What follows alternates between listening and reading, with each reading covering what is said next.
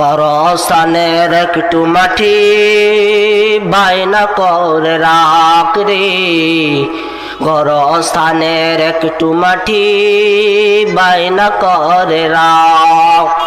ভাইয়া একটু মনিটরটা সাউন্ডটা বাড়িয়ে দেন।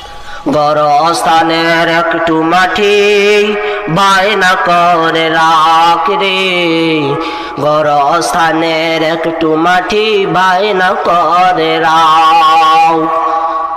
কখন জানি আসবে রে তোর,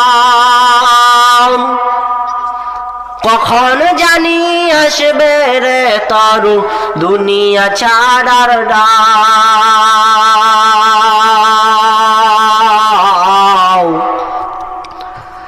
গরস্থানের একটু মাটি বায়না